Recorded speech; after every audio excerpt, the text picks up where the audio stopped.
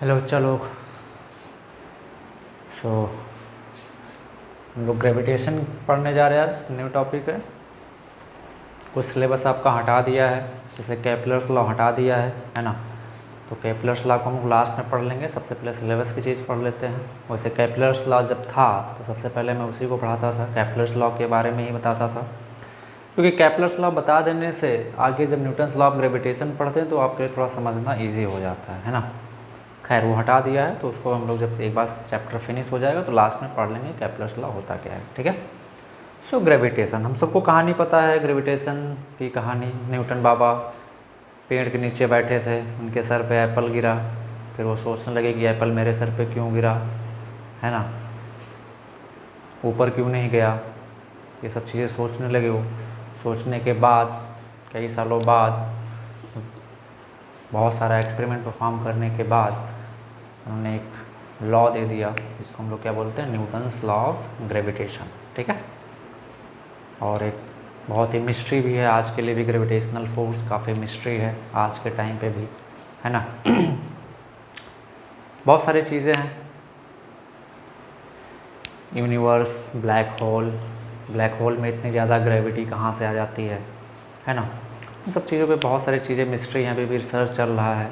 Newton का है, Einstein साहब आए, उन्होंने अपना लॉ दिया, है ना, कि कैसे ग्रेविटेशन पैदा होता है। इन सब चीज़ों पे बहुत सारी चीज़ें हैं, ग्रेविटेशनल वेव वगैरह आप हायर फिजिक्स में पढ़ोगे। फिलहाल उतना सब लोगों को देखना नहीं है ना। तो ग्रेविटेशन में हम लोगों को पढ़ना क्या है कि न्यूटन ने ऑब्जर्व किया कि उन्होंने ग्रेविटेशन लॉ के बारे में सोचा क्या, उनके सर पे जो एप्पल गिरा था वो तो गिरा था, उसके बाद उन्हें सोचना शुरू किया। तो उससे न्यूटन से पहले क्या पता था कि जो सन है, अर्थ है हमारी, वो सन के चारों तरफ घूमती है। गैलीलियो वगैरह ने सब बताया था। ठीक है। तो लेकिन वो ये नहीं बता पाया था क्यों घूमती है ना। जैसे मान लेते हैं ये सन है, दिस इज सन, ठीक है। अब ये मान लेते हैं अर्थ है, अर्थ, ओके। तो ये जो है क्या घूम रही है, सन के चारों तरफ ये अर्थ घूम रही है। अर्थ जो है ये सन के चारों तरफ घूम रही है, ऐसे ऐसे, ठीक है। मान लेते हैं आर रेडियस के सर्कल में। अप्रॉक्सीमेटली सर्कुलर पाथ नहीं होता है, ये पाथ इलिप्टिकल होता है, but distance is very very high, very very large. ये जो डिस्टेंस है सन से अर्थ की बहुत ज़्यादा है, तो जो इलिप्टिकल पाथ है we can assume it as a circular path, okay, we can assume it as a circular path. तो न्यूटन ने सोचा कि अगर ये अर्थ घूम रही है सन के चारों तरफ, है ना, तो कोई ना कोई फोर्स तो चाहिए होगा इसको, कोई ना कोई फोर्स तो चाहिए होगा, क्योंकि भाई देखा जाए तो ये सर्कुलर मोशन कर रही है। आप याद करें, अगर ये सर्कुलर मोशन कर रही है तो कोई ना कोई फोर्स तो इसको चाहिए। क्या चाहिए? कोई ना कोई फोर्स इसको चाहिए। अब वो फोर्स आएगा कहाँ से, इसके बारे में सोचने लगे, है ना। तो बहुत सोचने के बाद वही लॉ ऑफ ग्रेविटेशन आया कि सन जो है अर्थ को अपनी तरफ अट्रैक्ट करता है। मान लेते हैं अगर ये v स्पीड से घूम रही है, कितने स्पीड से, v स्पीड से घूम रही है, मास ऑफ अर्थ e है, तो इसको कितना सेंट्रीपिटल फोर्स चाहिए होगा। हम लोग सेंट्रीपिटल फोर्स के बारे में पढ़ चुके हैं, mEv²/r, इतना सेंट्रीपिटल फोर्स इसको चाहिए अपनी डायरेक्शन बदलने के लिए, सर्कुलर पाथ मेंटेन करने के लिए। तो अब ये फोर्स तो कहीं ना कहीं से आएगा। ऐसा तो है नहीं कि सन और अर्थ रस्सी से बंधे हुए हैं या स्ट्रिंग से बंधे हुए हैं और वो फोर्स वहाँ से आ रहा है, ऐसा तो है नहीं। तो कहीं ना कहीं से तो ये फोर्स आ रहा है। कहाँ से आ रहा है, इस पर सोचने लगे। बहुत सारा एक्सपेरिमेंट परफॉर्म करने के बाद, बहुत सारा पढ़ने लिखने के बाद, है ना, बहुत सारा थ्योरीज पढ़ने के बाद उन्होंने लॉ दिया, इसको कहते हैं न्यूटन्स लॉ ऑफ ग्रेविटेशन। उन्होंने बताया कि ये जो सन है वो अर्थ को एक फोर्स से अपनी तरफ पुल करती है ना, और उसी फोर्स को हम लोग क्या कहते हैं, ग्रेविटेशनल फोर्स। तो यहाँ पे सन और अर्थ के बीच जो फोर्स लग रहा है, सन और अर्थ के बीच जो फोर्स लग रहा है, ये कौन सा लग रहा है, ग्रेविटेशनल फोर्स लग रहा है ना। कौन सा फोर्स लग रहा है, ग्रेविटेशनल फोर्स। कौन सा फोर्स लग रहा है, ग्रेविटेशनल फोर्स। और ये जो सेंट्रीपिटल फोर्स चाहिए इस अर्थ को सन के चारों तरफ घूमने के लिए, वो कहाँ से आ रहा है, ग्रेविटेशनल फोर्स से आ रहा है। कहाँ से आ रहा है, ग्रेविटेशनल फोर्स से। तो इससे पहले तो न्यूटन्स का first law, second law, third law of motion आ ही चुका था। तो इन्होंने बोला न्यूटन साहब ने कि अगर सन जो है इसको अपनी तरफ अट्रैक्ट कर रही है, अपनी तरफ पुल कर रही है, तो थर्ड लॉ के अकॉर्डिंग क्या होना चाहिए, अर्थ भी सन को अपनी तरफ पुल कर रही होगी ऐसे, है ना। तो ये क्या हो गया, म्यूचुअल अट्रैक्शन हो गया बिटवीन सन एंड अर्थ। क्या हो गया, म्यूचुअल अट्रैक्शन, मतलब सन जो है अर्थ को अपनी तरफ पुल कर रही है, अट्रैक्ट कर रही है, अर्थ क्या करे, सन को अपनी तरफ अट्रैक्ट कर रहा है ना, म्यूचुअल अट्रैक्शन। तो उन्होंने बताया कि जो ग्रेविटेशनल फोर्स है वो अट्रैक्टिव फोर्स है। कैसी फोर्स है, अट्रैक्टिव। और इवन सन और अर्थ के बीच ही नहीं लग रहा है ये, दुनिया में कोई भी मास की ऑब्जेक्ट है, जिसके पास कोई भी ऑब्जेक्ट है, अगर उसके पास मास है तो उस पर ग्रेविटेशनल फोर्स लगता है ना। तो उन्होंने बोला कि सन और अर्थ के बीच ही नहीं, इवन हर प्लैनेट पे ग्रेविटेशनल फोर्स लग रहा है। सन अर्थ को पुल कर रहा है, सन जो अदर प्लैनेट हैं वो भी लग रहे हैं। सेम तरीके से हम लोग बात करें तो मून जो है अर्थ के चारों तरफ घूमती है ना, अर्थ और ये मून जो है अर्थ के चारों तरफ घूमती है। तो इस मून को भी क्या चाहिए होगा, ग्रेविटेशनल फोर्स। तो अर्थ और मून के बीच क्या लगता है, ग्रेविटेशनल फोर्स लगता है। अर्थ और मून के बीच भी क्या लगता है बच्चा, ग्रेविटेशनल फोर्स लगता है। ये सारे चीज़ें न्यूटन ने बताया। उसके बाद बोला उन्होंने कि ऐसा नहीं है कि सन के बीच, अर्थ के बीच, अर्थ और मून के बीच, या मून या सन के बीच, या सन मार्स के बीच, सन या फिर सैटर्न के बीच, ऐसा नहीं है। सिर्फ प्लैनेट और सन के बीच ही ग्रेविटेशनल फोर्स नहीं लग रहा है। ग्रेविटेशनल फोर्स हर ऑब्जेक्ट पे लगता है जिनका कुछ मास होता है ना। सिंपल, जैसे हमने इस पेन को यहाँ से उठा के छोड़ दिया तो ये नीचे गिर जाएगा, क्यों, क्योंकि अर्थ ने इसको अपनी तरफ अट्रैक्ट कर लिया, है ना। तो सिंपल है कि कोई भी दो ऑब्जेक्ट अगर कहीं पे रखे हुए हैं तो वो म्यूचुअली अट्रैक्ट करते हैं। क्या करते हैं, म्यूचुअली एक दूसरे को अट्रैक्ट करते हैं, और उसी फोर्स को हम लोग क्या कहते हैं, ग्रेविटेशन कहते हैं। क्या कहते हैं, ग्रेविटेशन। तो उन्होंने लॉ दिया कि इस यूनिवर्स में किन्हीं भी दो ऑब्जेक्ट जिनका कुछ मास है, they mutually attract each other with a force known as gravitational force. Okay, तो मैं अगर डेफिनेशन लिखूँ ग्रेविटेशनल फोर्स का तो मैं क्या लिखूँगा कि in this universe every object which has mass attract each other, okay, with a force known as gravitational force। तो मैं क्या लिखूँगा कि every object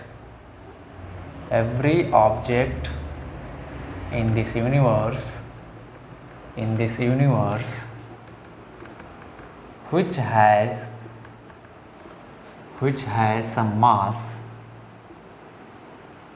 attract each other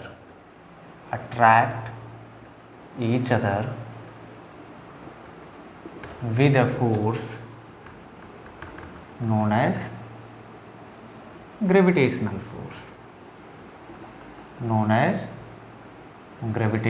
force, है ना।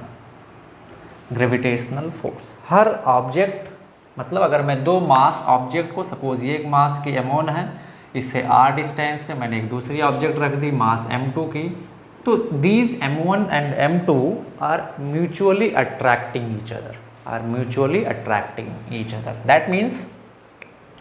दैट मीन्स ये ऑब्जेक्ट इसको अपनी तरफ पुल कर रही है, अट्रैक्ट कर रही है, और ये m2 इसको अपनी तरफ अट्रैक्ट कर रही है ना।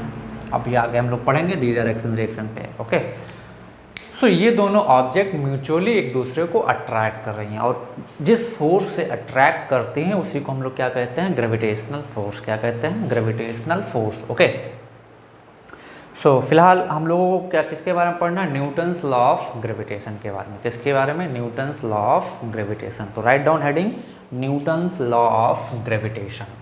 Newton's law of gravitation, Newton's law of gravitation. I can prove Newton's law of gravitation कि F is equal to G m1 m2 by r square कहाँ से आता है, उसको न्यूटन ने डिराइव किया with the help of Kepler's law, और Kepler's law को हमारे एजुकेशन मिनिस्ट्री ने हटा दिया है अभी सिलेबस से। So we are not going to discuss it, we are not going to derive it from there, but in the last when we will finish this chapter I will tell you about Kepler's law and we will try to derive Newton's law of gravitation from Kepler's law। okay, so हम लोग अभी पढ़ते हैं law of gravitation। law of gravitation, law of gravitation और Newton's law of gravitation, एक ही चीज़ है, Newton's law of gravitation. बहुत बड़े साइंटिस्ट थे भैया न्यूटन, बहुत बहुत बहुत बहुत ही बड़े साइंटिस्ट थे। एक तरफ से समझ लो ना कि न्यूटन अपने टाइम के गॉड थे, बहुत बड़े साइंटिस्ट थे भाई। आइंस्टीन वगैरह तो बाद में आए, फैराडे वगैरह तो बाद में आए। जब वो लोग आए तो बहुत सारी चीज़ें आ चुकी थी उनके सामने, बट सपोज न्यूटन 1600 के टाइम पे थे, अभी 2000 से 400-500 साल पहले, जब किसी को यही नहीं पता था कि ग्रेविटेशनल फोर्स भी होता है, किसी को ये इक्वेशन भी नहीं पता था कि F = ma होता है या F = dp/dt होता है, ये भी नहीं पता था, किसी को नहीं पता था भाई। ग्रेविटेशन फोर्स का क्या है यही नहीं पता था लोगों को। उस टाइम पे न्यूटन ने ये सब सारी चीज़ें डेवलप किया, तो आप सोच सकते हो कि what is the contribution of Newton in physics. बहुत बड़े साइंटिस्ट थे, ठीक है, बहुत बड़े साइंटिस्ट थे, ठीक है। फिलहाल बाकी लोग तो बाद में आए, जब तक वो लोग आए तो उनके सामने बहुत सारी चीज़ें थीं। जैसे अभी के जो साइंटिस्ट हैं उनके सामने सारी चीज़ें हैं, उनको नई चीज़ें खोजना है विद हेल्प ऑफ दोज, या फिर जो भी नई टेक्नोलॉजी आ रही है वो उसी में इम्प्रूवमेंट हो रहा है प्रीवियस टेक्नोलॉजीज़ में, है ना। बट सपोज कि कुछ है ही नहीं दुनिया में, कुछ किसी को कुछ पता ही नहीं है, उस चीज़ के बारे में लोगों को बताना, लोगों को गाइड करना, दैट्स अ ग्रेट थिंग, है ना। तो न्यूटन बहुत बड़े साइंटिस्ट थे, हम लोग उनके बाल के बराबर भी नहीं है। आज के इवन मैं आज के साइंटिस्टों को उनके बाल के बराबर भी नहीं मानता हूँ। आप कैलकुलस जो पढ़ते हो ना, कैलकुलस, इंटीग्रेशन, ये सब चीज़ें न्यूटन की चीज़ें हैं सब। न्यूटन ने पूरी कैलकुलस न्यूटन ने लिखी है तो समझ सकते हो तुम लोग। खैर, Newton's law of gravitation, okay. तो न्यूटन ने जो चीज़ें ऑब्जर्व की कि हर ऑब्जेक्ट एक दूसरे को अट्रैक्ट करते, जिसके पास मास होता है उसको लॉ के फॉर्म में लिख दिया, उसको हम लोग न्यूटन्स लॉ ऑफ ग्रेविटेशन कहते हैं। तो न्यूटन्स लॉ हम लोग क्या कहते हैं, लिखेंगे according to Newton's law of gravitation, according to Newton's law of gravitation, every object attract each other with a force known as gravitational force, okay, and magnitude of this gravitational force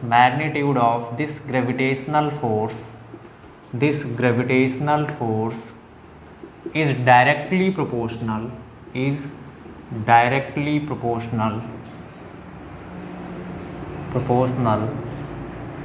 to the product of their masses, and indirectly proportional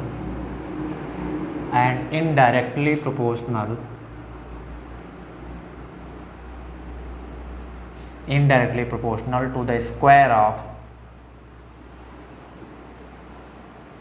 of distance between them,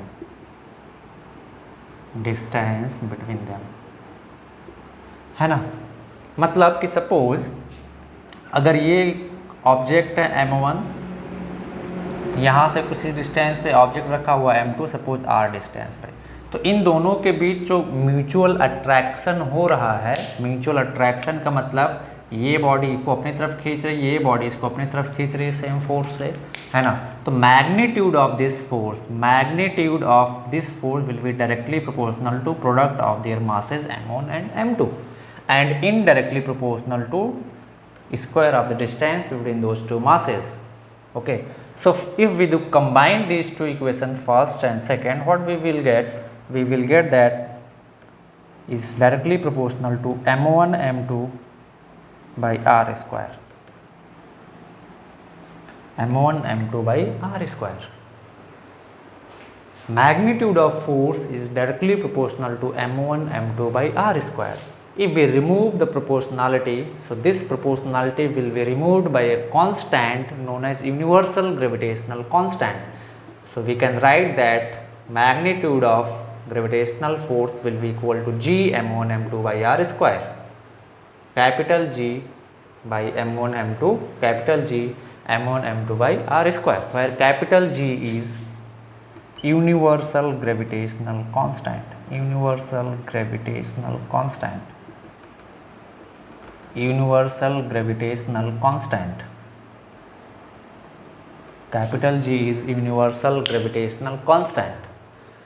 अगर मैं यही चीज़ Kepler's law से बताता तो आपको बता सकता था कि कैपिटल जी का क्या मतलब है, कैपिटल जी आया कहाँ से, आपने सर कैसे रिमूव कर दिया प्रोपोर्शनलिटी को कैपिटल जी से। तो अगर मैं इसी को अभी कैपलर with help of Kepler's third law derive करूँगा तो आपको कैपिटल जी अपने आप आ जाएगा, कैपिटल जी अपने आप आ जाएगा, है ना। फिलहाल we will do it in the last as I told you earlier, okay.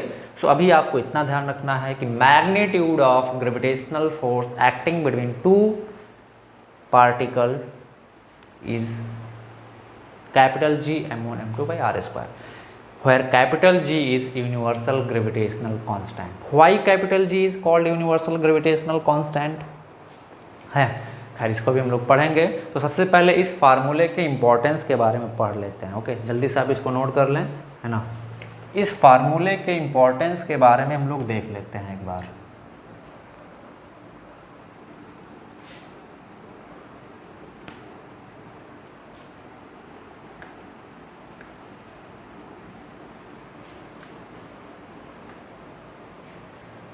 आओ क्या करते हैं, capital magnitude of gravitational force F is equal to G m1 m2 by r square. So first important point, this gravitational force is central force. क्या बोलेंगे, central force. Gravitational force is a central force. अब ये central force क्या होता है ना, अब ये central force क्या होता है, तो central force का मतलब ये होता है कि जैसे मान लो हमने यहाँ पे m1 रखा, यहाँ पे m2 रखा, है ना, यहाँ पे हमने क्या रखा m1, यहाँ पे हमने m2 रखा। मान लेते हैं दोनों के बीच डिस्टेंस r है ना, दोनों के बीच डिस्टेंस जो है दिस इज r। तो दोनों के बीच कितना ग्रेविटेशनल फोर्स लग रहा है, magnitude of force acting between these to particle is G m1 m2 by r। तो meaning of central force here is that this force is acting along the line joining the two particle. तो central force का मतलब यही होता है, central force का मतलब ये होता है force is acting along the line, along the line joining the two particle, okay. तो अब होगा क्या, इस पे ग्रेविटेशनल फोर्स कोई बोल सकता है इस पे ऐसे लग गया सर, इस पे ऐसे लग गया, equal and opposite, Newton third law is verified. या कोई बोला कि सर इस पे ऐसे लग गया, इस पे ऐसे लग गया, इस पे ऐसे ऊपर की तरफ लग गया, अभी भी तो Newton third law is verified. No, जो ग्रेविटेशनल फोर्स है वो एक सेंट्रल फोर्स है, and central force always act along the line joining the two particle. तो इन दोनों पार्टिकल को ज्वाइन करने वाली लाइन क्या है, यही है। तो अब क्या होगा, इसी लाइन के अलोंग डायरेक्शन होगा। तो हम लोग जानते हैं पहले से ही कि ग्रेविटेशनल फोर्स एक अट्रैक्टिव फोर्स है। तो अट्रैक्टिव फोर्स का मतलब ये इस M1 जो है, ये सॉरी M1 है, ये M1 जो है M2 को अपनी तरफ अट्रैक्ट कर रहा है, ऐसे मान लेते हैं F फोर्स है, F ग्रेविटेशनल फोर्स है, मैग्नीट्यूड है ये, ठीक है। तो न्यूटन थर्ड लॉ के अकॉर्डिंग क्या करते हैं, ये फोर्स किसने लगाया, ये बॉडी खुद पे तो फोर्स लगा नहीं लेगी, हम लोग फर्स्ट लॉ में यही पढ़ चुके हैं, कोई बॉडी खुद पे फोर्स नहीं लगा सकती है। तो ये फोर्स कौन लगाया, ये M2 लगाया, M1 लगाया, किस पे, M2 पे। तो थर्ड लॉ के अकॉर्डिंग ये बॉडी भी क्या करेगी, सेम मैग्नीट्यूड का फोर्स लगाएगी M1 पे, but opposite direction, that means in this direction. These two magnitude are solve. अगर मैं इसको F1 नाम दूँ, इसको F2 नाम दूँ, तो मैं क्या लिख दूंगा कि mod of F1 is equal to mod of F2। Magnitude में इक्वल, डायरेक्शन में अपोजिट, एक्शन रिएक्शन फोर्सेज है। क्या है ये? एक्शन रिएक्शन फोर्सेज हैं। तो ये होता है हमारा सेंट्रल फोर्स। ठीक है, दूसरा पॉइंट, ये जो F is equal to G m1m2 by are square है, ये this is valid for point mass, valid for point mass, valid for point mass. Okay. Third, capital G को यूनिवर्सल ग्रेविटेशनल कांस्टेंट क्यों कहते हैं? Capital G is known as universal gravitational constant. Why? Universal gravitational constant, why? Why this is known as universal gravitational constant? क्योंकि force इन दो particle के बीच medium पे depend नहीं करता है ना। तो हम लोग क्या लिखेंगे? Because value of capital G, value of capital G does not depend on medium, और gravitational force acting between two mass does not depend on medium। मतलब मान लेते हैं, just for example,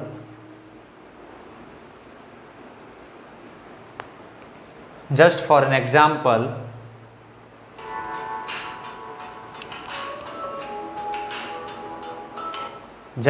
an example, capital G is known as universal gravitational constant because value of capital G does not depend on medium or gravitational medium does not depend on medium और gravitational force, और यहाँ पे force लिखें, और gravitational force acting between two mass, gravitational force acting between two mass does not depend on medium. Gravitational force acting between two mass does not depend on medium. ये हमें हर जगह पे क्या रहता है? सेम रहता है। हर जगह पे ये चीज़ वैल्यू क्या रहती है? सेम। जैसे मान लेते हैं ये दो मास रखे हुए हैं किसी r डिस्टेंस पे, दोनों के बीच जो फोर्स लग रहा है ग्रेविटेशनल, मान लेते हैं वो 10 न्यूटन लग रहा है। कितना लग रहा है? 10 न्यूटन। अब मैं इनको अगर वैक्यूम में रख दूं तो भी फोर्स 10 न्यूटन लगेगा। अगर मैं इनको इन्हीं दोनों पार्टिकल को बिना मास चेंज के, बिना डिस्टेंस चेंज के पानी के अंदर डुबा दूं तब भी फोर्स लगेगा 10 न्यूटन। अगर मैं इन दोनों को उठा के मून पे लेके चला जाऊं तब भी इन दोनों के बीच 10 न्यूटन फोर्स लगेगा। अगर मैं इन दोनों को उठा के यूनिवर्स के किसी भी कोने में लेके चला जाऊं तो भी फोर्स कितना लगेगा? 10 न्यूटन। हर जगह पे फोर्स सेम। मतलब अगर इन दोनों के बीच डिस्टेंस और मास नहीं चेंज हो रहा है तो फोर्स का वैल्यू सेम रहेगा। तो ये कैपिटल जी इस फार्मूले से क्या हो जाएगा? हमारा हर जगह पे सेम, मीडियम डिपेंडेंट नहीं है। तो ये क्या हो जाता है? Universal gravitational constant. फटाक से नोट करो, फिर हम लोग पढ़ते हैं आगे। उठा दो, चलो।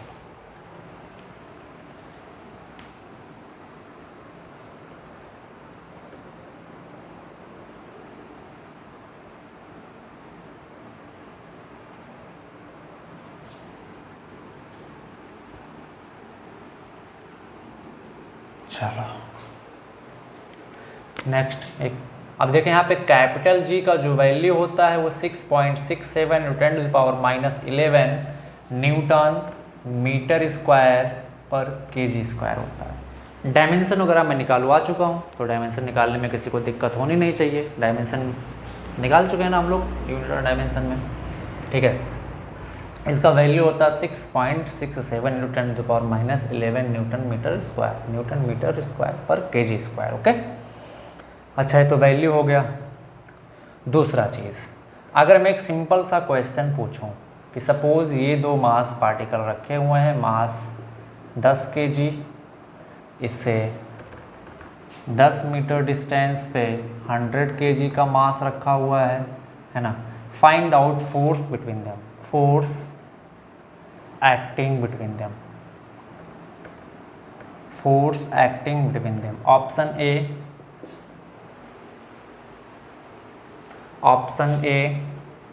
6.67 into 10 to the power -10 newton. Option B 6.67 into 10 to the power -11 Newton.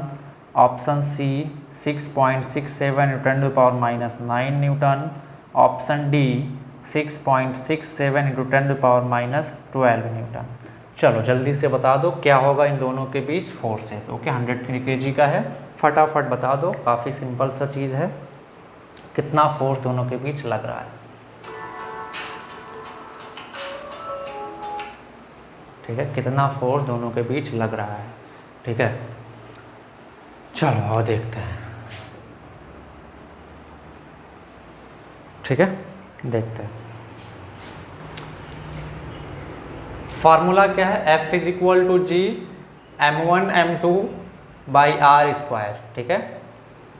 F is equal to G m1 m2 by are square. Capital G का वैल्यू कितना 6.67 इंटू 10 टू पावर -11, m1 कितना है 10, m2 कितना है 100 बाई आर स्क्वायर, आर का value कितना है 10 square, है ना। तो ये कितना आ जाएगा 6.67 into 10 to power -11 into 10 into 100 divided by 100। तो ये 100 से 100 खत्म हो जाए, कितना बचेगा 6.67 इंटू 10 टू पावर -10 न्यूटन। तो कौन सा ऑप्शन हो जाएगा बच्चा, option A 6.67 into 10 to power -10, मतलब 0.00006.67 न्यूटन। कितना छोटा है भाई, कितना छोटा है, कितना छोटा फोर्स है। मतलब ये मास 10 kg 100 kg, कितना कम फोर्स लग रहा है। So you can not experience this force, even you can not measure this force, you can not measure this force, बहुत छोटा है। अगर मैं इसको सपोज 1000 किलो कर दिया, इसको 1000 किलो, इसको 10,000 kg कर दिया, इसको 10,000 kg कर दिया, तब भी फोर्स का वैल्यू कम आएगा। सपोज मैंने 10,000 kg ले लिया, कितना ले लिया, इसको भी 10 टू द पावर 4 kg ले लिया, इसको भी 10 टू द पावर 4 kg ले लिया, दोनों को 10 मीटर, काफ़ी नज़दीक है। कोई डिस्टेंस बढ़ाएंगे तो वैल्यू चेंज हो जाए, फोर्स घटेगा वैसे ही, तो मैंने 10 ही मीटर लिया। तो अब अगर हम लोग फोर्स निकालेंगे, अब अगर हम लोग फोर्स निकालें तो क्या हो जाएगा, ये 10 to the power 4 into 10 to the power 4, है ना। तो क्या आ जाएगा बच्चा, यहाँ से हमारा आ जाएगा क्या 6.67 into 10 to the power -11 into 10 to the power 8 by 100। तो ये 2 जीरो यहाँ से बचेगा 6, तो कितना 6.67 into 10 to the power -5 newton. अभी भी काफ़ी छोटा, 0.00000 2 2 4 0 667 न्यूटन, काफ़ी स्मॉल, काफ़ी स्मॉल। ये जो फोर्स है 6.67 into 10 to the power -5 very very small. तो आप समझ सकते, अगर 1,00,000 kg कर दो, इसको 1,00,000 kg कर दो, तब भी फोर्स का वैल्यू काफ़ी स्मॉल आएगा, तब भी फोर्स का वैल्यू काफ़ी स्मॉल आएगा। That means gravitational force is a very weak force, है ना। तो इसीलिए सपोज हम लोग इस ग्रेविटेशनल फोर्स को म्यूचुअली एक्सपीरियंस नहीं कर पाते हैं। जैसे मान लो आप मेरे सामने यहाँ पे कोई बंदा खड़ा है, तो वी बोथ आर, हम दोनों पे क्या लग रहे हैं, ग्रेविटेशनल अट्रैक्शन फोर्स लग रहा है, but we can't experience it because value is very less, very very small, है ना। बट कोई हेवी ऑब्जेक्ट है, जैसे अर्थ का मास कितना 6 into 10 to the power 24 kg, 6 into 10 to the power 24 kg। Sun का मास इससे भी बड़ा है, तो इन दोनों के बीच जो फोर्स लगता है वो काफ़ी ज़्यादा होता है, मास ही बहुत ज़्यादा इनका, है ना। तो सेम थिंग ब्लैक होल के साथ होता है। खैर वो सब चीज़ें, है ना, ये चीज़ें समझ में आ गई। चलो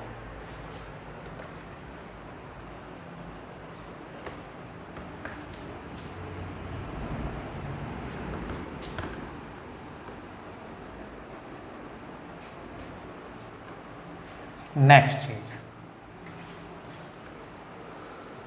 नेक्स्ट क्वेश्चन देखो, next topic, force acting between force acting between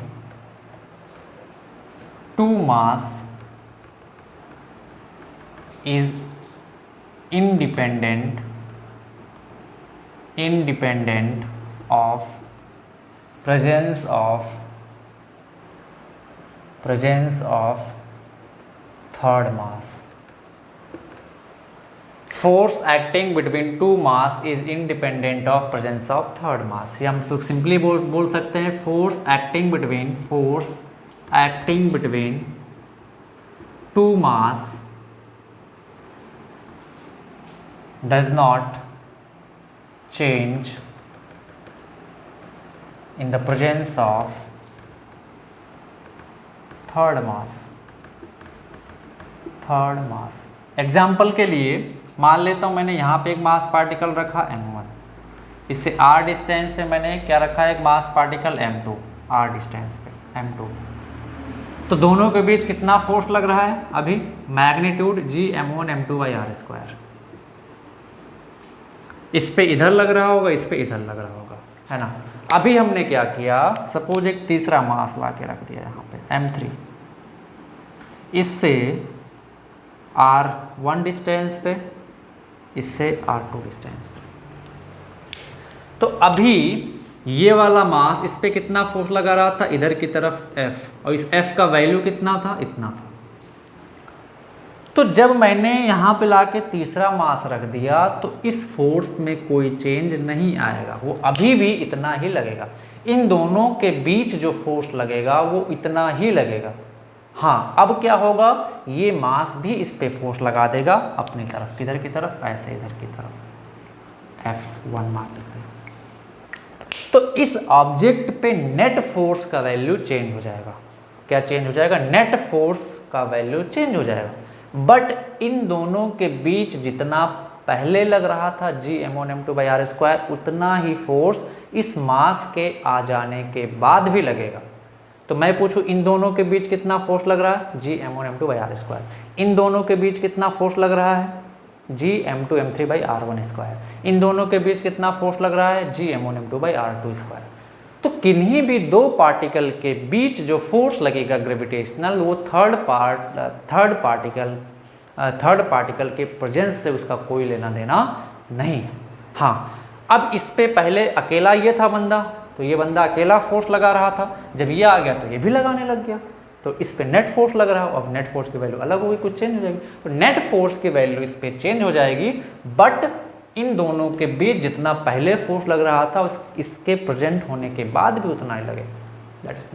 that will not change. इसी को हम लोग क्या बोलते हैं, सुपरपोजिशन प्रिंसिपल बोलते हैं। क्या बोलते हैं, सुपरपोजिशन प्रिंसिपल। इसको हम लोग क्या बोलते हैं बच्चा, सुपरपोजिशन प्रिंसिपल। ओके, नोट कर लो, फिर हम लोग क्वेश्चन पे आते हैं। चलो,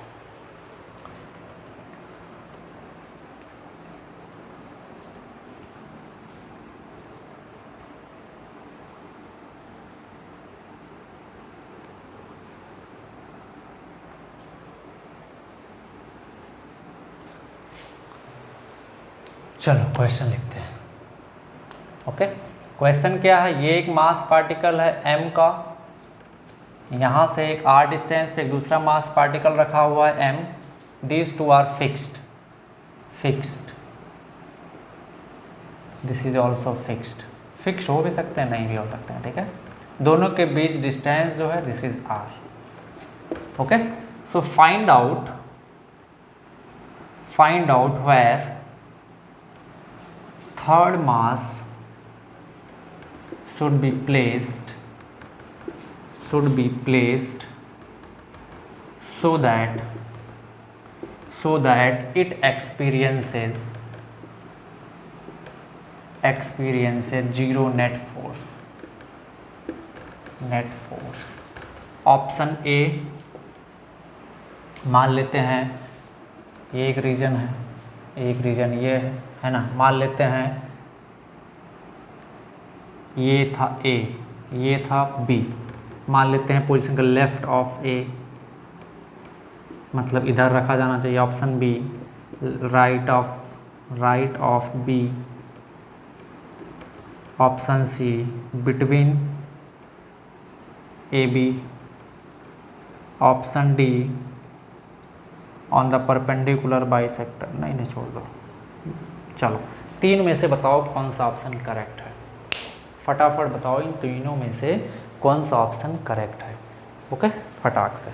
तो कौन सा ऑप्शन करेक्ट है? Between A and B. अगर हम लोग ध्यान से देखें, अगर मान लेते हैं हम लोग इसके इस रीजन में कहीं पर रखते हैं मास पार्टिकल को, यहाँ पे M3 या M1, तो ये अपनी तरफ अट्रैक्ट करेगा ऐसे, ये भी अपनी तरफ अट्रैक्ट करेगा ऐसे। क्या नेट फोर्स 0 हो पाएगा? दोनों तो डायरेक्शन सेम ऐड हो जाएंगे।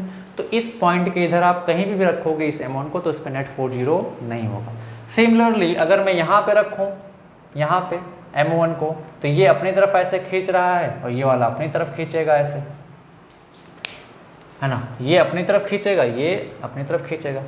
तो क्या होगा? अभी भी दोनों सेम डायरेक्शन में फोर्स है तो ऐड हो जाएंगे, तो कभी भी 0 नहीं होगा। तो यानी कि इसके इधर कभी नहीं 0 होगा, इसके इधर कभी नहीं 0 होगा। सिमिलरली अगर मैं यहाँ कहीं पे रखता हूँ तो भी ये अपनी तरफ ऐसे खींचेगा, ये वाला, और ये अपनी तरफ खींचे, तब भी 0 नहीं होगा। तो 0 कहाँ पे हो जाएगा? Between A and B. यहाँ इस रीजन में हम लोग कहीं सपोज यहाँ पे रखते हैं, यहाँ पे रखते हैं M1 को, तब 0 हो सकता है। अब कैसे 0 हो सकता है? ये अपनी तरफ खींचेगा, ये अपनी तरफ इसको खींचेगा, है ना, ये अपनी तरफ खींचेगा, ये अपनी तरफ खींचेगा। तो अभी दोनों फोर्सेस के डायरेक्शन अपोजिट हैं। अगर वो मैग्नीट्यूड में इक्वल हो जाए तो क्या हो जाए? Cancel out. अगर ये दोनों मैग्नीट्यूड में इक्वल हो जाए तो कैंसल आउट हो जाएंगे, और कैंसल आउट हो जाएंगे तो क्या होगा? नेट फोर्स पे 0 हो जाएगा, है ना। तो कहाँ पे रखना होगा? Between A and B. तो कभी भी अगर दो मास ऐसे रखे हुए हैं और आपसे पूछा जाए कि कहाँ पे तीसरे मास को रखा जाए कि उस पर नेट फोर्स 0 रखे, तो आपको कहाँ रखना होगा? Between A and B. इसके इधर पॉसिबल नहीं है, इसके इधर नहीं पॉसिबल है। Is that clear to you? Yes. चलो नेक्स्ट क्वेश्चन।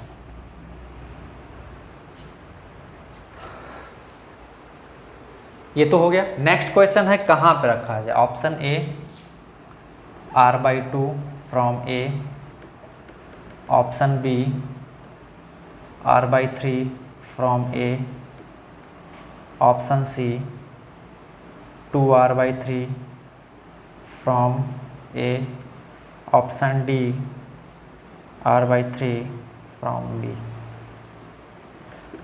लोकेशन बताना है। क्या बताना है? लोकेशन, कि अभी कहाँ पे रखा गया है उनको। चलो जल्दी से बता दो कौन सा लोकेशन होगा, फिर हम लोग आगे बढ़ते हैं। लोकेशन बताना है। क्या बताना है बच्चा? लोकेशन। ठीक है,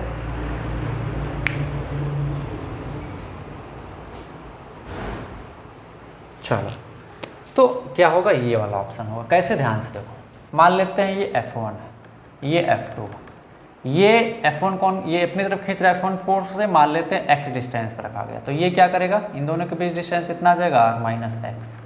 तो बताओ F1 किसके किसके बीच फोर्स है? इन दोनों के बीच फोर्स लग रहा है ना। ये वाला इसको अपनी तरफ खींच रहा है, तो मैं क्या लिखूंगा? G, इसका मास M, इसका मास M1 बाई दोनों के बीच डिस्टेंस x²। F2 को मैं क्या लिखूंगा? G, इन दोनों के बीच F2 फोर्स है ना, M1 इंटू M, और इन दोनों के बीच डिस्टेंस कितना है? R-x²। तो अब इस पर नेट फोर्स 0 कब होगा? दोनों तो अपोजिट डायरेक्शन में, जब मैग्नीट्यूड में बराबर हो जाए तो हम लोग क्या कर देंगे? F1 = F2। तो क्या आ जाएगा यहाँ से? G M1 M2 by x² = G M1 M है, ये M1 M बाई R-x²। तो ये इससे तो खत कैंसल आउट हो जाएगा। तो क्या आ जाएगा? 1/x² = 1 minus R(x²). तो मैं इसको क्या लिख सकता हूँ? 1/x² = 1/R-x²। दोनों साइड रूट ले लो, तो 1/x = 1/R-x। तो R-x = x। तो यहाँ से x = क्या आ जाएगा? R/2। तो यहाँ से कितने डिस्टेंस पे आ गया? R/2। तो ऑप्शन ए हो जाएगा। अगर बी से भी दिया हो तो बी से भी R/2 होगा। Is that clear? नोट करो।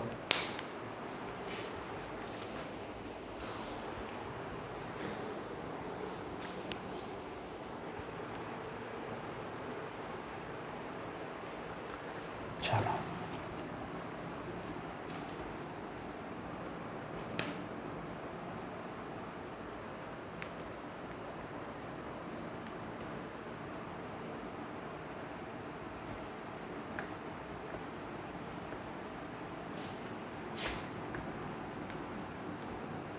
Next question,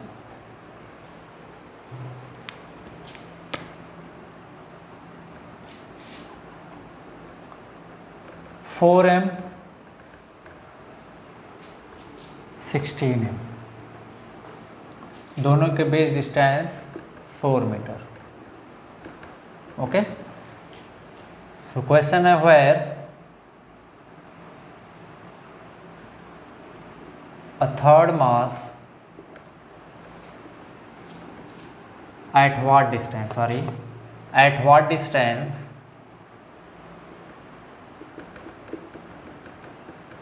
from B, from 16 m should a third mass be placed, should a third mass be placed so that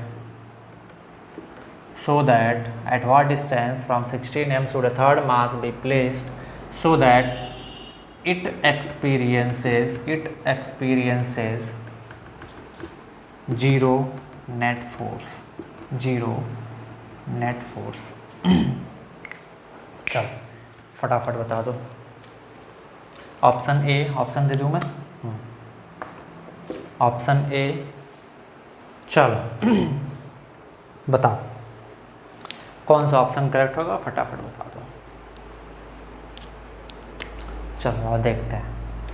तो मान लेते हैं एक चीज़ तुमको पता है, बीच में कहीं रखना होगा, तो हम लोग मान लेते हैं यहाँ पर रख दे। इसका मास है m1, क्या है मास इसका m1। मान लेते हैं यहाँ से ये x डिस्टेंस पे, तो यहाँ से कितना डिस्टेंस पे आ जाएगा 4 - x, है ना। तो अब ये इसको अपनी तरफ अट्रैक्ट करेगा, मान लेते हैं F1 से, ये इसको अपनी तरफ खींचेगा, मान लेते हैं F2 से, है ना। तो अगर नेट फोर्स 0 हो तो F1 F2 दोनों बराबर होने चाहिए। तो मैं क्या लिखूंगा, F1 must be equal to F2। F1 क्या है, इन दोनों के बीच फोर्स, तो क्या लिखूँ, कैपिटल G, इसका मास 4m, इसका मास m1 बाई दोनों के बीच square x² is equal to, इन दोनों के बीच फोर्स कितना है, capital G m1 into 16m divided by 4 - x whole square. m1 से m1 कैंसिल, m से m कैंसिल, तो g से g कैंसिल, तो क्या बचेगा यहाँ पे 4/x² is equal to 16/4x minus whole square. तो इसको मैं क्या लिख सकता हूँ, 2/x whole square is equal to 4/4 - x whole square. इसको सॉल्व करेंगे तो x कितना आ जाएगा, 4/3 मीटर।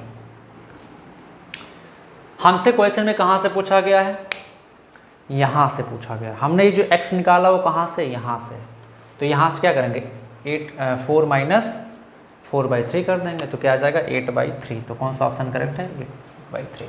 हमने ये डिस्टेंस निकाला ना, हमसे पूछा गया क्वेश्चन में ये, तो ये क्या आ जाएगा 4 - 4/3, तो क्या आ जाएगा 8/3 मीटर, है ना, सिंपल। अच्छा एक चीज़ और यहाँ पे मुझे तुम लोगों को बताना है, ध्यान से देखें, क्या इसके मास पे डिपेंड कर रहा है लोकेशन, नहीं। इसका मास कुछ भी हो उससे मतलब नहीं है। इसका मास अगर 1 kg होगा तो भी इस प्लेस पे रखेंगे, नेट फोर्स 0 होगा।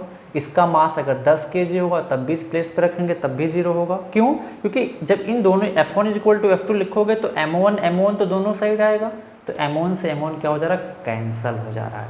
तो जो लोकेशन है इस मास की between these two masses will not depend on the mass of this particle. Okay, तो नोट कर लो कि location where third mass, note करो, लोकेशन वेयर थर्ड मास में लिख देता हूं,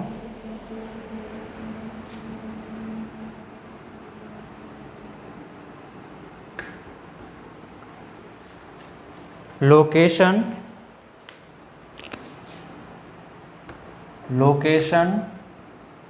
of third mass where it will experience zero net force will not depend on its mass, क्योंकि वो तो दोनों साइड से कैंसिल हो जा रहा है ना, m1 दोनों साइड से कैंसिल हो जा रहा है, तो उस पर कहाँ डिपेंड कर रहा है ना। नोट कर लो, चलो नोट कर लिया। अब एक ही टाइप के क्वेश्चन बार बार मैं नहीं कराऊंगा, है ना। कोई फ़ायदा नहीं है उसका।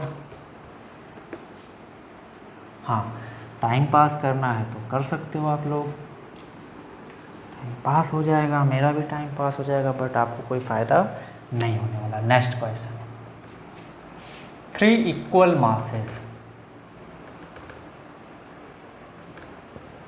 3 equal masses M are placed at the vertices of an equilateral triangle, are placed at the vertices of equilateral triangle, then इसको मान लेता हूँ मैं A B C, then net force, question है net force acting on particle at C, option A √2 gm square by A square, option B gm square by A square, option C √3 gm square by A square, option D √3/2 gm square by A square. चलो जल्दी से बता दो कौन सा होगा। Particle at सी, जो ये पार्टिकल, इस पे नेट फोर्स कितना लग रहा है वो बताना। 3 इक्वल मास पार्टिकल है, they are placed at the vertices of a equilateral triangle. चलो फटाफट बता दो, फटाक से बता दो।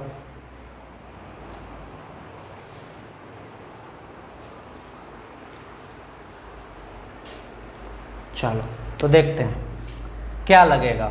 इस पार्टिकल को देखते हैं कौन कौन सा फोर्स कौन कौन फोर्स लगा रहा है। तो एक तो ये वाला इसको अपनी तरफ खींच रहा होगा ऐसे, कितने फोर्स से बोलो, इन दोनों के बीच capital G m into M, M square हो जाएगा, डिस्टेंस कितना है a स्क्वायर, मान लिया इसको हमने f। ये इसको खींच रहा है। अब क्या इन दोनों के बीच जो फोर्स लगेगा, क्या इसके प्रेजेंस से कोई फर्क पड़ेगा? नहीं, वो तो वही रहेगा, अभी हमने बताया था सुपरपोजिशन वाले जगह पे। तो इन दोनों के बीच जो फोर्स लग रहा है वो तो इतना ही रहेगा, इसके प्रेजेंस से उस पर कोई फर्क नहीं आएगा। हाँ, अब इस पर एक और फोर्स लगना लगेगा, और वो कौन लगाएगा? ये लगाएगा। तो ये इसको ऐसे अपनी तरफ खींच रहा है, कितने फोर्स से बताओ? दोनों के बीच कितना आ जाएगा? G m into M, M square by A square, ये भी f के बराबर ही आ गया। तो अब इस पॉइंट C पे दो फोर्सेस लग रहे हैं, एक इधर से F लग रहा है, एक इधर से F लग रहा है, और F का मैग्नीट्यूड कितना है? gm square by A square. तो क्या इसका रिजल्टेंट निकाल सकते हो? इक्विलैटरल ट्रायंगल तो 60 डिग्री हो जाएगा। तो क्या इसका रिजल्टेंट निकाल सकते हो इसका? हाँ सर, बिल्कुल निकाल सकते हैं। F नेट कितना आ जाएगा? वेक्टर हम लोग पढ़ चुके हैं, F square plus F square plus plus 2F into F into cos 60। Cos 60 का वैल्यू होता है हाफ, तो ये हाफ से हाफ खत्म, तो कितना आ जाएगा? हाफ से 2 खत्म, sorry. F square plus F square plus F square कितना आ जाएगा? 3f square. तो ये क्या आ जाएगा? √3f। एफ का वैल्यू कितना है? gm square by A square. कौन सा ऑप्शन हो जाएगा? Option C. कौन सा ऑप्शन हो जाएगा? Option C is correct. Note करो।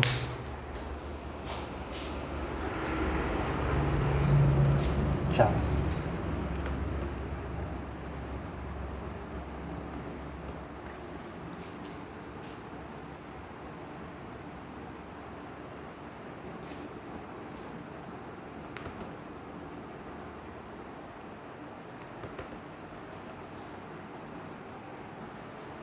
है ना।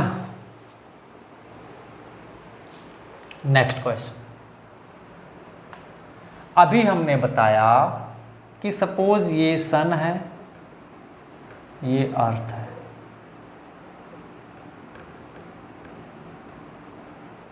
अच्छा, इस क्वेश्चन को बाद में करेंगे हम लोग, इंपॉर्टेंट पॉइंट लिखते हैं। मान लेते हैं कोई स्फेयर है बड़ा सा, है ना। इसके सामने हमने मान लेते हैं एक छोटा सा स्फेयर रख दिया, इसका मास m1, इसका मास m2। तो डिस्टेंस जो r है वो आप कहाँ से मेजर करोगे? कहाँ से मेजर करोगे? इसके सेंटर से और इसके सेंटर से, ऐसे। This distance will be are,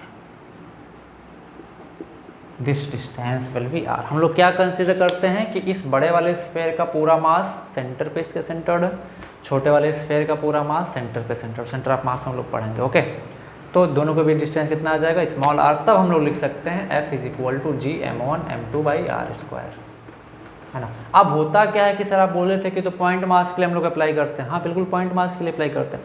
बस इन केस ऑफ स्फेयर, अगर हम लोग सपोज एक रॉड होता है ऐसे और यहाँ पे एक ऑब्जेक्ट होता छोटा सा, तब हम लोग नहीं कर सकते। लेकिन इन केस ऑफ स्फेयर हम लोग इसके मास को इसके सेंटर पे सेंटर्ड मान सकते हैं, इसके मास को इसके सेंटर पे सेंटर मान सकते हैं। जो डिस्टेंस लेंगे दोनों के बीच का सेंटर का डिस्टेंस लेंगे। ओके, इस केस में हमको इंटीग्रेशन से निकालना पड़ता है ना। तो अब होता क्या है कि मान लेते हैं ये सन है और ये अर्थ है। ये तो काफ़ी हेवी, काफ़ी बड़ी ऑब्जेक्ट है, बट इनके लिए भी सर आप बोले थे कि क्या लगा दोगे, Gm1m2/r²। इसके लिए हम लोग लगा सकते हैं। क्यों? क्योंकि इन दोनों के सेंटर से सेंटर की जो डिस्टेंस है वो इतनी ज़्यादा है कि इसके डिस्टेंस के कंपैरिजन में इन दोनों को हम लोग पॉइंट मास कंसीडर कर सकते हैं। क्या कर सकते हैं? कंसीडर कर सकते हैं। इसको, सन को पॉइंट मास, अर्थ को पॉइंट मास कंसीडर कर सकते हैं, क्योंकि अर्थ और सन जो डिस्टेंस है काफ़ी लार्ज है। क्या है? काफ़ी लार्ज है। और सन के मास को सेंटर पे, अर्थ के मास को सेंटर पे कंसीडर कर सकते हैं। तब हम लोग लिखते हैं, अगर मान लेते हैं डिस्टेंस कितना है r, तो हम लोग क्या लिखते हैं, capital F is equal to जो ग्रेविटेशनल अट्रैक्शन फोर्स है, capital F is equal to Gm1m2/r²। क्या लिखते हैं? Capital F is equal to Gm1m2/r²। Note करो फटाक से। ओके,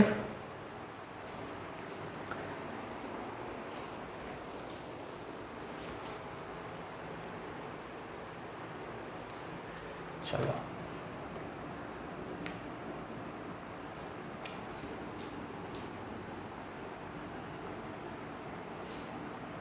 चलो अब हम लोग देखते हैं, मान लेते हैं एक छोटा सा क्वेश्चन करो। अर्थ, सॉरी सन है ये, सन से अर्थ की डिस्टेंस जो है this is capital R, mass of earth is me, mass of sun is m। Okay, this sun is revolving, the earth is revolving around the sun. Okay, suppose with speed v, with speed v, what will be speed of, then what will be value of v? Option A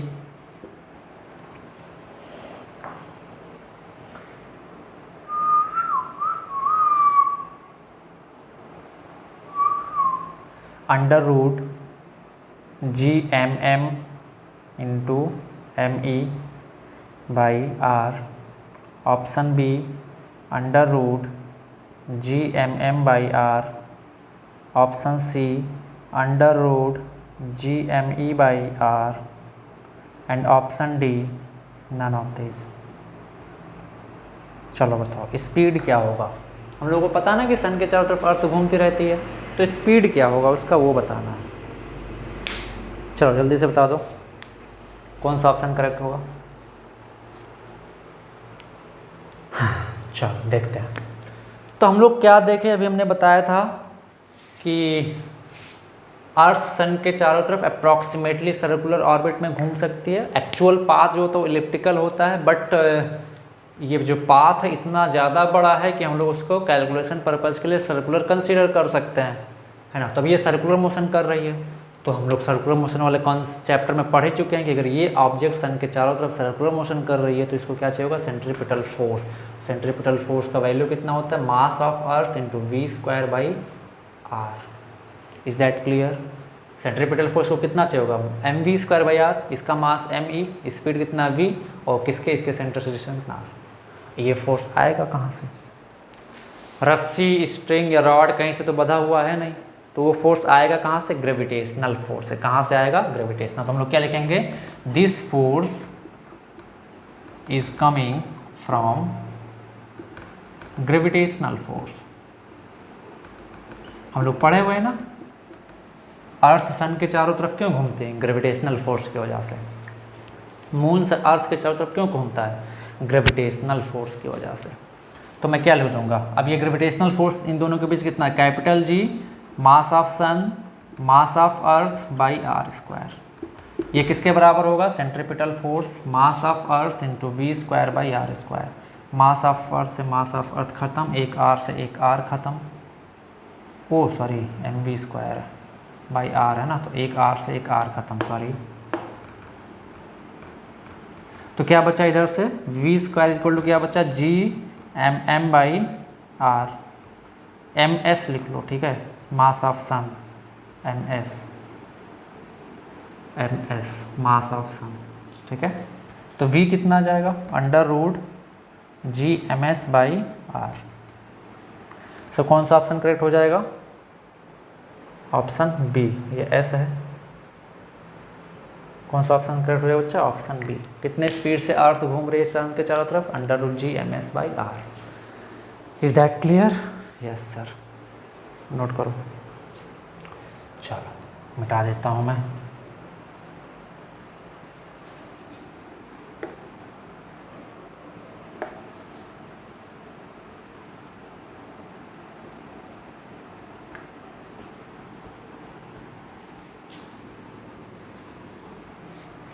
चलो next question लिखना, इस लोग तुम लोग खुद solve करोगे। 3 particle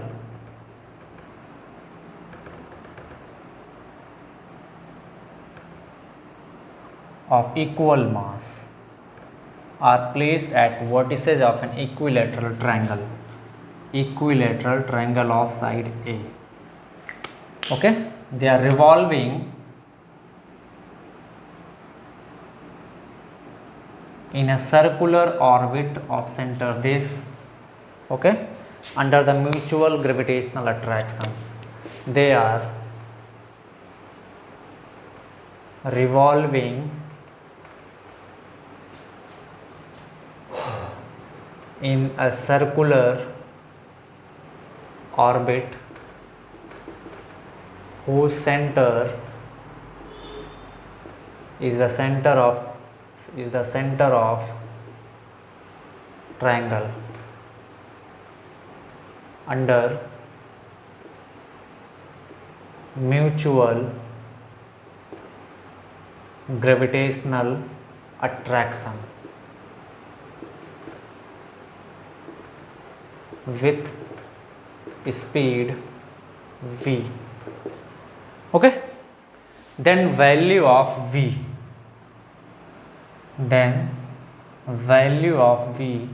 will be option A. हाँ, एक चीज़ और, इसके सेंटर पे भी एक मास रखा हुआ है, इसके सेंटर पे भी एक मास रखा हुआ है, स्मॉल m, ठीक है। चलो अब बताना है, ठीक है।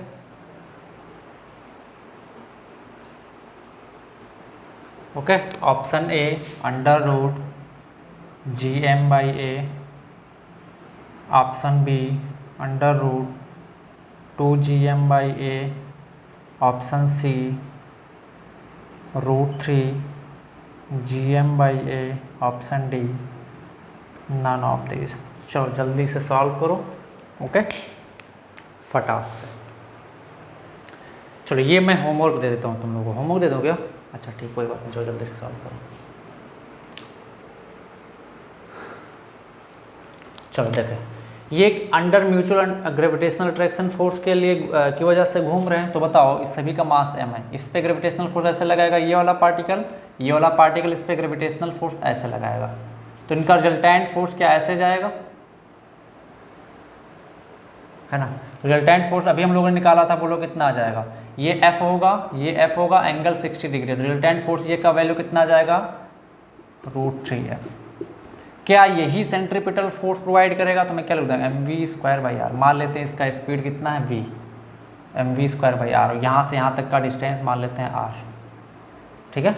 तो कितना आ जाएगा? √3gm²/a²। अब m से एक m कैंसिल आउट हो जाएगा, तो क्या आ जाएगा आपका? v²/r is equal to √3gm/a²। अब आर का वैल्यू निकाल लोगे ना, इसका वैल्यू निकाल लोगे। अब कैसे निकालोगे तुम सोचो उसको, और यहाँ पे रख दोगे तो हमें क्या मिल जाएगा, v का वैल्यू, क्या मिल जाएगा, स्पीड का वैल्यू। ओके, सो ये आप लोग करके मुझे बता देना। हम लोग नेक्स्ट लेक्चर स्टार्ट करते हैं। ओके, नेक्स्ट लेक्चर में बाकी पढ़ेंगे।